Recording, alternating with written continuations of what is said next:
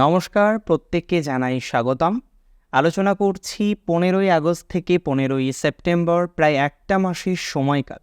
ভালো খারাপ মিলিয়ে আলোচনা করব, যেগুলো প্রয়োজন জানার সেগুলোই জানানোর চেষ্টা করব এবং পরিবর্তিত এই পরিস্থিতিতে বিভিন্ন ধরনের যে ঘটনাক্রম, সেই ঘটনাক্রমগুলো আমরা কিভাবে ম্যানেজ করে এগোতে পারি, কিভাবে পজিটিভিটি জায়গাটা আলটিমেটলি আসতে পারে, এই বিষয়গুলো নিয়ে তো আমাদের জানার দরকার আছে।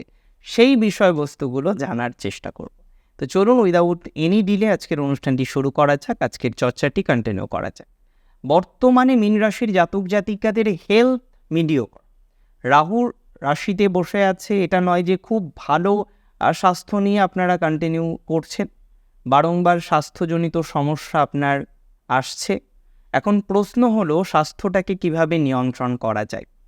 এটুকু আপনাকে বলতে পারি যে এই সময়কালে হেলথ একেবারে নেগেটিভ দিকে যাবে না, তবে এটুকু অবশ্যই বলা যেতে পারে যে যেরকমভাবে আপনি দু একটা বিষয় নিয়ে ভুগছেন, ক্রনিক দু একটা প্রবলেম নিয়েও আপনার কিন্তু একটু মাথা ব্যথা আছে, সেটা কিন্তু কন্টিনিউ থাকবে।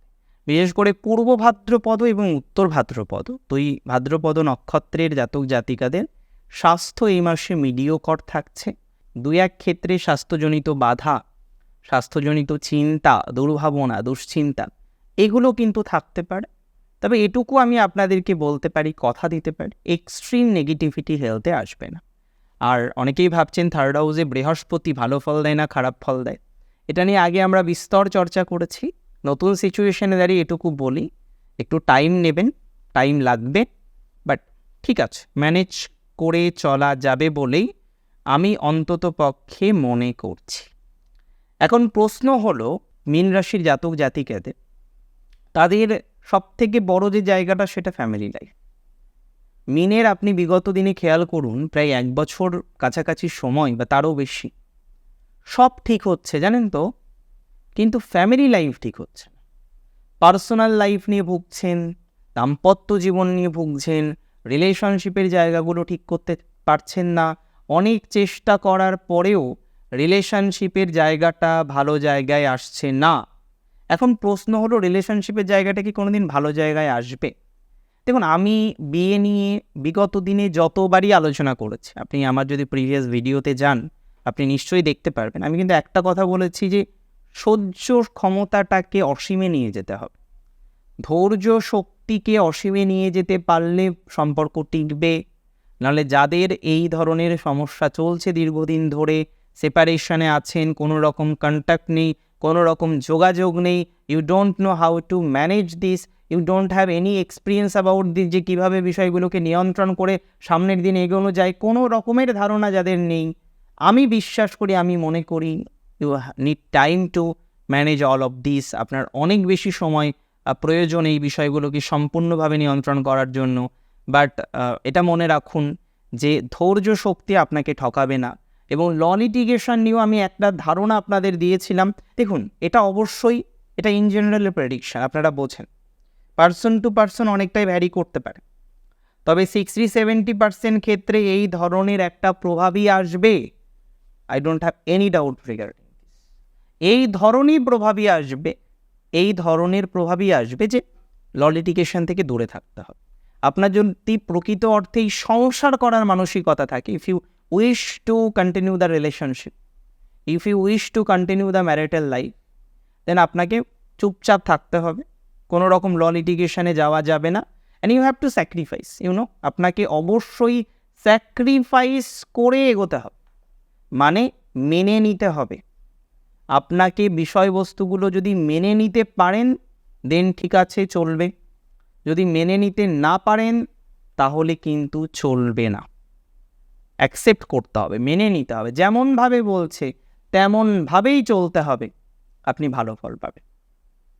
ফার্দার আমরা আলোচনা করি, ফার্দার আমরা ডিসকাস করি।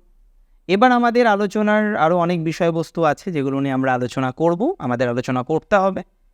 সেটি হলো মীন রাশির জাতক জাতিকাদের এডুকেশনের পরে আমি একটু রিলেশনশিপ নিয়ে আলোচনা করব, সেটার প্রেমজনিত। এডুকেশনের ক্ষেত্রে যেটা দেখা যাচ্ছে, দেখুন চতুর্থ ভাব থেকে আপনি জানেন এডুকেশন বিচার করা হয়। 4th হাউসের লর্ড মার্কারি সে অবস্থান করছে ষষ্ঠভাবে, 6th হাউস নেগেটিভ নয়, কিন্তু রেট্রোগ্রেড মোশনে অবস্থান করছে। তার মানে ঘটনাটা এমন হলো, অনেকেই কোনো একটা এডুকেশন চেঞ্জ করতে পারেন। লাইক দ্যাট, আপনি একটা এডুকেশন সিস্টেম নিয়ে এগোচ্ছেন, আপনি কোর্স একটা কন্টিনিউ করছেন, বর্তমানেও কোনো না কোনো এডুকেশনের সাথে যুক্ত, কিন্তু প্রবলেমটা হলো আপনার সমস্যা যেই জায়গাটায় হয়ে যাচ্ছে, আপনি এই কোর্সটা করতে চাইছেন না, আপনি অন্য একটা কোর্স করতে চাইছেন। আপনি অবশ্যই কোর্স করতে চাইছেন, তবে এই কোর্সটা না। আপনি অন্য একটা ডিগ্রি নিতে চাইছেন, আপনি অন্য একটা সিস্টেমে প্রবেশ করতে চাইছেন, এটাকে লেফট করতে চাইছেন, কিন্তু এটি যেন আপনার গলায় বেঁধে আছে। আপনি না লেফট করতে পারছেন, না এটা কন্টিনিউ করতে পারছেন। আপনি লেফট করতে চাইলে আপনার বাড়ি আপনাকে সাপোর্ট করছে না, এদিকে আপনি কিন্তু বুঝতে পারছেন যে এর ফিউচারটা কী হতে পারে, কতটা ফেসে যাচ্ছেন দিন দিন। আমি এক্ষেত্রে বলি, যদি সময়কাল আর মাত্র 6 মাস বাকি থাকে, এটাকে কমপ্লিট করে নেন। 6 মাস পরে আমরা ডিসিশন নেব কোন কোর্সে যাওয়া যায়। আর যাদের জাস্ট অ্যাডমিশন নিয়েছেন 6 মাস হয়েছে, 3.5 বছর বাকি বা 3-2.5 বছর বাকি, সেক্ষেত্রে আমরা কোর্সটাকে লেফট করে আপনার ইপ্সিত যে জায়গাটা আছে সেটা নিয়ে কন্টিনিউ করব। অনেকেই আমি দেখলাম মীন রাশির, আমি অনেকবার বলেছিলাম যে যাদের হয়েছে কম্পিটিটিভ এক্সামিনেশানে পেরেছেন, well and good, continue that, কোনো অসুবিধা হবে না। কিন্তু যারা পারেননি, যাদের মনে হয়েছে না এই বছরটা হলো না, ওয়েল আমরা আরেক বছর ট্রাই করবো, আরেক বছর থাকবো, প্লিজ এই ডিসিশানটা নেবেন না। That will not good or that will not supportive. আমরা চেষ্টা করব এই বছরই কোর্স কন্টিনিউ করা, এবং আমি জানি অনেকেই রয়েছেন, বিশেষ করে ফিমেলদের মধ্যে, তারা কিন্তু জেন পাস ক্র্যাক করেছেন। অ্যাডমিশান নিয়ে নিন, খারাপ হবে না। দেখুন, সবাইকে এক লাইনে যায়, সবাইকে ডি হয়, কেউ তো এনও হবে, তাই না? কেউ এন থেকেই ভালো পজিশানে যাবে। আমি কি বলছি আপনি বুঝতে পেরেছেন? আপনারা যথেষ্ট এই বিষয়টা উপলব্ধি করতে পারছেন।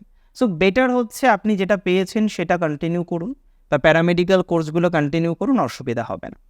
আরেকটা কথা নিয়ে আমি বলি আপনাদের, যারা এমবিবিএস কমপ্লিট করেছেন, নিট পিজি নিয়ে ভাবছেন, বা সমগোত্রীয় ডিগ্রি নিয়ে ভাবছেন, তাদের ক্ষেত্রে এই টাইম কিন্তু একটু হলেও বেটার দিকে যান। অনেকেই বর্তমান সিচুয়েশানে এডুকেশনাল প্রবলেমে পড়েছিলেন, ধীরে ধীরে প্রবলেম থেকে বেরিয়ে আসছেন। আরও একটু সময় লাগবে, এটা নয়, that is not the perfect time to solve all the problem that you have, but it's definitely true. আপনার যে যে প্রবলেমগুলো আছে, যতগুলো সমস্যা আছে, যতগুলোই সমস্যা থাক না কেন, সেই সমস্ত সমস্যাগুলোকে সমাধানযোগ্য জায়গা তৈরি করে আপনি কিন্তু এগিয়ে যেতে পারবেন। I don't have any doubt regarding this, এবং আমি বিশ্বাস করি এটা হবে। উত্তর ভাদ্রপদ এবং রেবতীর ক্ষেত্রে পড়াশোনার কোনো বাধা হিসেবে প্রযোজিত হবে না। পড়াশোনার কোনো বাধায় আলটিমেটলি বাধা থাকবে না। যে বাধায় আপনার কারেন্ট সিচুয়েশানে থাকুক না কেন, সেই বাধাকে কাটিয়ে আপনি যে তরতর করে এগিয়ে যেতে পারবেন, আমার কোনো ডাউট তাতে নেই। আমি বিশ্বাসী, আমি আত্মবিশ্বাসী এই বিষয়টা নিয়ে। ফাইনালি চলুন আরও বিষয়বস্তু নিয়ে আলোচনা করা যাক। আর এবার আমাদের আলোচনার বিষয়বস্তু নিশ্চিতভাবেই মীন রাশির জাতক জাতিকাদের প্রেম। রিলেশনশিপের জায়গাটা খুব বেদনাদায়ক। আর মীনের ক্ষেত্রে আমি একটা জিনিস দেখেছি, দেখুন, সম্পর্ক সবার জীবনেই আসে, অনেকের জীবনেই সম্পর্ক থাকে না। মীনের ক্ষেত্রে এই যে রিজিডিটি, তার জন্যই বছরের পর বছর ধরে অপেক্ষা করব, তার জন্যই অথেন্টিক হয়ে বসে থাকব, নতুনভাবে আর এগোবো না, এই মেন্টালিটি কিন্তু মীনকে প্রচুর বেদনা দেয়। এই একই কারণে মীন বুঝতে পারছে তাকে ঠকাচ্ছে, থার্ড পার্টির সাথে রিলেশনশিপ করেছে, সে চিটেড হচ্ছে, বুঝতে পারছে, মীন বোঝে, মীনের যে আন্ডারস্ট্যান্ডিং পাওয়ার সেটা অসম্ভব ভার। কিন্তু প্রবলেমটা কোথায় জানেন? প্রবলেমটা হচ্ছে মীন বুঝেও বুঝতে চায় না, বুঝেও সে কিছু দেখতে পায় না। দেখবেন যারা জেগে আছে তাদেরকে আপনি জাগালে সহজে জেগে যাবেন, যারা ঘুমাচ্ছেন তাদেরকেও আপনি ডেকে ঘুম থেকে জাগাতে পারেন, কিন্তু যে জেগে ঘুমোচ্ছে তাকে কিন্তু আপনি জাগাতে পারবেন না। আর রিলেশনশিপের ক্ষেত্রে, দাম্পত্য জীবনের ক্ষেত্রে মীন অনেকটাই একই রকম। তার সেটাই চাই, সেই মানুষটিকেই চাই, তাকে নিয়েই সে আগামীটা ভেবেছে। সো সে সেই জায়গা থেকে বেরোতে চাইছে না, বেরোতে চাইবে না, সে চাইবে সেই জায়গাটাই পড়ে থাকতে, সেই জায়গাটাকেই কন্টিনিউ করতে, যেটা অনেক ক্ষেত্রেই হয় না, যেটা অনেক ক্ষেত্রেই হতে চায় না। ওয়েল, আমরা আগামীটা নিয়ে এবার একটু আলোচনা করব। এক্ষেত্রে আমি বলি, মীনের রিলেশনশিপের ক্ষেত্রে কিছু রিলেশনশিপ ঠিকঠাকই চলছে, মাঝে মাঝে একটু ভুল বোঝাবুঝি হলেও মীন অত্যাধিক অ্যাডজাস্টমেন্ট করতে পছন্দ করেন, করেও ফেলেন। প্রত্যেকের সাথে সুসম্পর্ক বজায় রাখার একটা অভ্যাস মিনের যেন চিরাচরিত। পারিবারিক শিক্ষা বলা যেতে পারে, ভালো শিক্ষা। এরা সহজে কারোর ক্ষতিও করে না এবং সহজে অন্যের বিষয়ে ৭-৫-এর মধ্যে প্রবেশ করে না। সামাজিক হয়, প্রচণ্ড পরিমাণে সামাজিক, রেসপন্সিবল, ভালো ভালো নার্স, ভালো বেশ কিছু প্রফেশন, ইভেন ভালো সাধু সন্ন্যাসীও আমরা মিনের মধ্যে দেখতে পাই। আপনারা তো জানেন মিন কালপুরুষের রাশিচক্রের ১২তম রাশি। সো সিগনিফিকেন্টলি মোক্ষ ইত্যাদি ইত্যাদি বিষয়ের সাথে, সেবা ইত্যাদি ইত্যাদি বিষয়ের সাথে এই রাশিটি যে অ্যাসোসিয়েট হবে, এটা নিয়ে কি কোনো ডাউট থাকতে পারে? আপনার কি কোনো ডাউট আছে? আমার তো নেই। মিনের ডুয়ালিটি হচ্ছে মিনের সব থেকে বড় সমস্যা। আমি এমনও দেখেছি, আমার কাছে প্রথমবার কনসালটেশন নিলেন, আমি দেখলাম যে তার চার্টে এখনও মাস 4 মতো রিলেশনশিপের ইফেক্টটা দেখাচ্ছে। সো যাই হোক, 4 মাস হয়তো তিনি রিলেশনশিপের মধ্যে থাকতে চাইবেন, তারপর থেকে ধীরে ধীরে পজিটিভ বিষয় আসবে। তো প্রথম আমি বললাম যে আপনি রিলেশনশিপ থেকে বেরোনোর চেষ্টা করুন। যেহেতু রিলেশনশিপটার এক্সিস্ট করে না, আপনি দেখছেন সে অন্যজনের সাথে রিলেশনশিপে চলে গেছে, আপনাকে দেখিয়ে দেখিয়ে স্টেটাস দিচ্ছে, আপনাকে কষ্ট দিচ্ছে, আর আপনি কষ্ট পাচ্ছেন। সো আপনি এক কাজ করুন, যদি সম্ভব হয় আপনার পক্ষে, তিনি একজন ভালো প্রফেশনে আছেন, একজন নার্স, তো আপনি বেরিয়ে আসুন। উনি আমার কথাটা শুনলেন এবং তিনি সেই বিষয়টাকে বুঝেছেন, এমনটাই আমাকে জানালেন। আমি যদিও চার্ট দেখে যতটা ধারণা করলাম যে হয়তো তিনি চেষ্টা করবেন, বাট হয়তো সম্ভব হবে না। মাস 4 পরে সেটা সম্ভব। 3 মাস পরে তিনি আবার যখন আমার সাথে কথা বললেন, একই সিচুয়েশন, আবারও একই কথা বললেন। হ্যাঁ, লাস্টবার যখন তার সাথে কথা হয়েছে, এটা যদি অনেক আগের ঘটনা না, তিনি তখন বেরোতে পেরেছেন। তো বেসিক বিষয় হলো, যদি আপনি বেরোতে না চান, তাহলে আপনি আপনার রিলেশনশিপ থেকে বেরোতে পারবেন না। নেগেটিভ টক্সিক রিলেশনশিপ থেকে বেরোতে পারবেন না। ভালো রিলেশনশিপ থেকে কেন বেরোবেন? ভালো রিলেশনশিপটিকে কন্টিনিউ করতে হবে, কিন্তু যেটা টক্সিক, যেটা সমস্যার, সেটা থেকে তো বেরিয়েই যেতে হবে। এটা তো একটা গুরুত্বপূর্ণ বিষয়। আর অ্যাপার্ট ফ্রম দেয়ার, আমি এটুকু মনে করি মিনের ক্রিয়েটিভ জায়গাগুলো এখন একটু বেটার, এগুলো ভালো দিকে যাবে।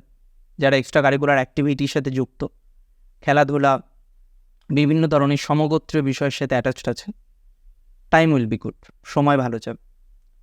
প্রবলেম একটা আছে বটে, তবে সেটা খুব মেজর কিছু বলে আমি মনে করি না, just part of the life. সেক্ষেত্রে দাঁড়িয়ে আপনি যে জায়গাটা খেয়াল করছেন মিনের ক্ষেত্রে, যে আপনার আর্থিক একটা ক্ষতি হয়ে গেছে, ক্ষয়ক্ষতি হয়ে গেছে বড়সড়। দেখুন, এগুলো তো একটু টাইম লাগবে, আপনি বোঝেন। আর্থিক ক্ষয়ক্ষতি তো আর ইমিডিয়েট বেসিসে ঠিক করা যায় না। আর্থিক ক্ষয়ক্ষতিকে ইমিডিয়েট বেসিসে ঠিক করা যায়, বাট অবশ্যই যাবে। আপনাদের দ্বিতীয় পতি, তিনি বর্তমানে চতুর্থে প্রবেশ করবেন, আর্থিক স্টেবিলিটি আস্তে আস্তে আসবে। আর সবথেকে ইম্পর্টেন্ট জায়গা হলো আপনার সম্পত্তি ক্রয় করা। মঙ্গল যখনই 4th হাউসে ঢুকবে, সম্পত্তি ক্রয় বিক্রয়ের ক্ষেত্রে কিন্তু পজিটিভিটির জায়গাটা আসবে, এবং আমি মনে করি সেটা আপনার পক্ষে সম্ভব, সেটা আপনি করতে পারবেন। আমরা ফার্দার ডিসকাস করব। এবার আমাদের এই বিষয়ে ডিসকাশনের জন্য অন্যতম যে মাধ্যমটা তৈরি করা দরকার, বা যে বিষয়বস্তুটাকে আমাদের তৈরি করতে হবে, সেটি হলো স্পিরিচুয়াল দিক থেকে আমরা কতটা স্টেবল হতে পারি সেটা দেখার। মিনের ক্ষেত্রে স্পিরিচুয়াল কানেকশন যাদের আছে, অনেকে হিলিং করেন, অনেকে সমগোত্র বিষয়ের সাথে অ্যাটাচ, তাদের ক্ষেত্রে ধীরে ধীরে ডেভেলপমেন্ট বাড়ছে। সন্তানের নিয়ে কিছুটা ভোগান্তি আছে, সেটা নিয়ে চলুন আমরা একটু চর্চা করে নিই। বেসিক্যালি মিনের ক্ষেত্রে যেটা হলো, সন্তান হওয়া নিয়ে কিছু সমস্যার জায়গা আছে, এবং সন্তান নিয়ে কিছু চিন্তার জায়গাও কিন্তু আপনাদের আছে। আপনি যদি আজকে আমায় এই প্রশ্নটা করেন যে সন্তান হওয়া নিয়ে প্রবলেমটা কতটা সমাধান হতে পারে, একটু সময় লাগবে কিন্তু সন্তান হওয়া নিয়ে সমাধান হওয়ার। তবে যারা মূলত যে প্রবলেমটা কারেন্ট সিচুয়েশনে ফেস করছেন সন্তানের সাথে রিলেশনশিপ মেনটেনের ক্ষেত্রে, that will be good enough, সেটা পজিটিভ দিকে যাচ্ছে। তবে মিনের ক্ষেত্রে অন্যতম একটা বড় প্রবলেম যেটা আমি আইডেন্টিফাই করতে পারছি, সেটা হলো প্রতিবেশীদের এত ভালোবাসা সত্ত্বেও, রিলেটিভসদের সাথে এত আতিথেয়তা বা ভালো সম্পর্ক মেনটেন করা সত্ত্বেও, এদের শত্রুর জায়গাটা বর্তমানে বড়ই বেশি। পলিটিক্যালভাবে অনেকে পলিটিক্যাল ভিকটিম হয়েছেন, অনেকে অন্যান্য কারণবশত ভিকটিম হচ্ছেন, এবং অনেক মীন রাশির ক্ষেত্রে আমরা অস্তিত্ব সংকট নিয়েও ভুগতে দেখছি। তাদের এমন কিছু পরিবেশ পরিস্থিতি অফিসে তৈরি হচ্ছে, পাড়ায় তৈরি হচ্ছে, যেখানে আপনি স্টে করতে পারছেন না। আপনি বারবার ডিসিশন নিচ্ছেন, এটাকে চেঞ্জ করব, এটাকে ছাড়িয়ে দেবো, বা এখান থেকে বেরিয়ে আসবো। এই জায়গাগুলি আপনার যে প্রতিবন্ধকতা ইনিশিয়ালি তৈরি হয়েছে, বা প্রতিবন্ধকতা যেটি আপনাদের আছে এটা তো একটু টাইম নেবে সমাধান হতে, বাট আমি বিশ্বাস করি, আমি মনে করি এই প্রতিবন্ধকতা অ্যাকচুয়ালি কোনো প্রতিবন্ধকতাই নয়। এই সিচুয়েশন থেকে আপনি বেরিয়ে আসতে পারবেন, সেরকম সম্ভাবনা সংযোগ উভয়ই কিন্তু মীন রাশির ক্ষেত্রে আছে। আপাতত সিচুয়েশনটাকে আমরা একটু নিয়ন্ত্রণ করি। আর একটা কথা বলবো, যাদের সমস্যাটা হয়েছিল বলতে নিজের আত্মীয় স্বজনরাই একটা লিটিগেশনে ফাঁসিয়ে দিয়েছে না জমি জমা সংক্রান্ত বিষয়কে, এটা পজিটিভ দিকে যাবে। যারা বিদেশে আছেন, ফরেন ল্যান্ডে আছেন, ফরেন বিষয়ের সাথে অ্যাটাচড আছেন, তাদের ক্ষেত্রে সিচুয়েশন ইমপ্রুভ করবে, খুব একটা অসুবিধা হবে বলে আমি একদমই মনে করি। সো সিচুয়েশন যদি ইমপ্রুভ করেই, পজিটিভ দিক যদি প্রকৃত অর্থেই আসে, তাহলে তো ভালো দিক আরও বেটার হবে বলে এক্সপেক্ট করা যায়, এক্সপেকটেশন রাখা যায়। আমি সেরকম এক্সপেকটেশনই রাখতে পারি অন্তত মীন রাশির জাতক জাতিকাদের থেকে। আর বিদেশের মাটিতে যাওয়ার চেষ্টা যাদের বারবার ব্যর্থ হচ্ছে না, তাদের এই চেষ্টা ব্যর্থ হবে না, তাদের চেষ্টা আস্তে আস্তে পজিটিভ দিকেই আসবে। কারণ আপনাদের ক্ষেত্রে অন্তত পক্ষে এটা এক্সপেকটেশন নয়, এটা প্রেডিকশন যে বিদেশ যাত্রা সংক্রান্ত বিষয়ে পজিটিভিটি আছে। তবে স্থানকাল পাত্রের কারণে অনেকেই সমস্যায় আছেন, কিছুটা বলা যেতে পারে স্থানকাল পাত্রের কারণেই সমস্যা। এই জায়গাগুলো একটু ঠিক হবে। আর শত্রু যাদের বেশি আছে, আপনাদের যদি গুরু থাকেন, বগলা মায়ের মন্ত্র জপ করুন, এটা কিন্তু খুব ভালো একটা হ্যাবিট। তবে আরও কিছু বিষয় এখানে ইনক্লুডেড থাকে, অবশ্যই এটি গুরু পরম্পরায় পাওয়া উচিত, আপনার দীক্ষা গুরুর কাছ থেকে গ্রহণ করতে পারে। আর যারা সিনেমা জগতে আছেন, আর্টিস্ট আছেন, সিচুয়েশন ঠিক আছে, আরও ইমপ্রুভ করতে হবে এবং সেটা হবে। আজকের অনুষ্ঠান এই পর্যন্তই ছিল। কেমন লাগলো আজকের অনুষ্ঠান আমাকে জানাবেন কমেন্টের মাধ্যমে। আর প্রচুর প্রচুর প্রচুর ভালো থাকতে হবে। অনেক ভালো থাকুন আপনারা প্রত্যেক। শেষ করছি আজকে এখানেই। জয় শ্রী গণেশ।